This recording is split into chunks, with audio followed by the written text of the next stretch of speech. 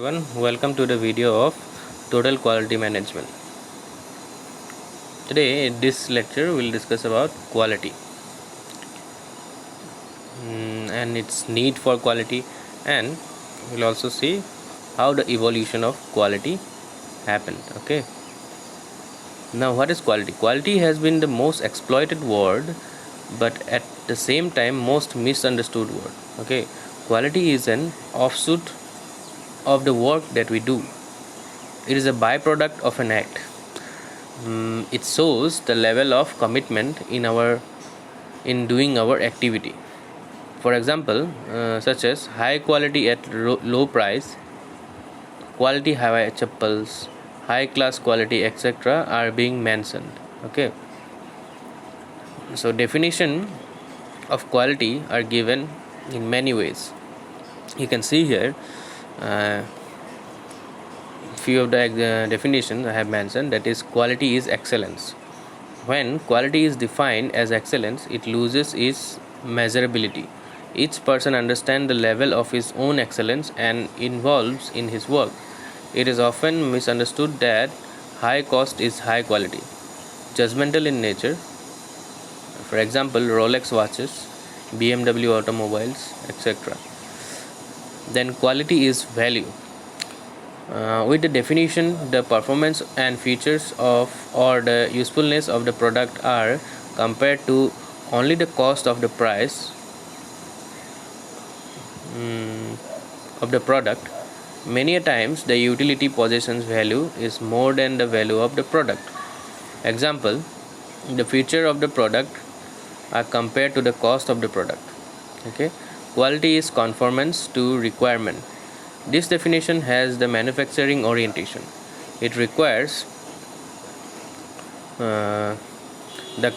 requires that the customer gives the specification and the product are manufactured to that requirement. Okay. Now, quality is the degree to which inherent capabilities of the product satisfy the requirements of the customer. Okay. This is what we can understand. Now, need for quality. What is the need for quality? You can see here in the slide that a good quality of goods and services can provide an organization with competitive edge. Good quality reduces the cost due to product returns, rework, and scrap. Good quality increases productivity, profits, and other measures of success such as brand image, product image, and company goodwill. Most importantly, good quality generates satisfied customer today and tomorrow. Good quality creates an atmosphere for high employee morale, which improves the productivity. Okay.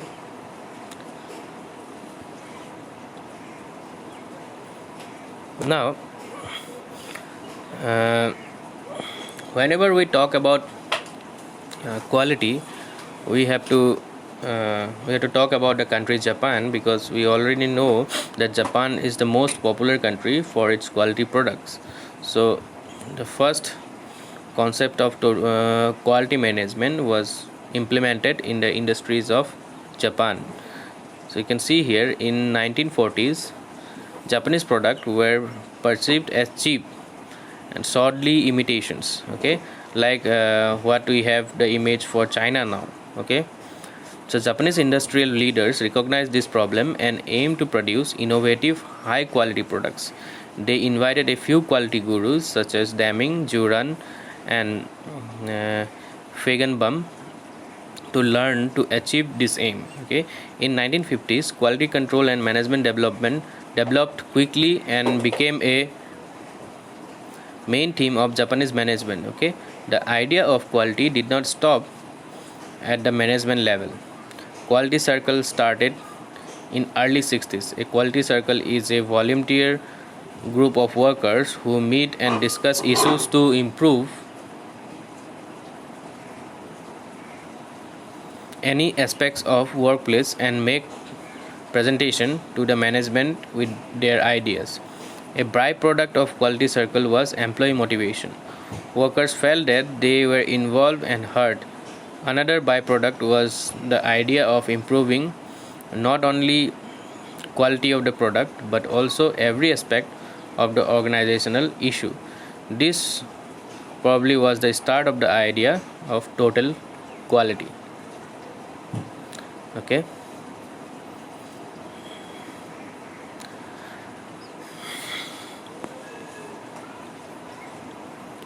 Now you can see here the evolution of quality in this particular picture, that initially in 1960s the industries only emphasizes on quality control, that is product testing were done, statistics were taken, workmanship control and complaints were lodged for the defects and all. Okay, then quality control was done. Okay, then in 1970s, from 1970s to 1980s, you can see there was a period of quality assurance. Okay, that means apart from what they did from the period of 1960s, they implemented quality assurance programs. Okay, process documentation and qualifications and they develop R&D, that is research and development in the factories. Then they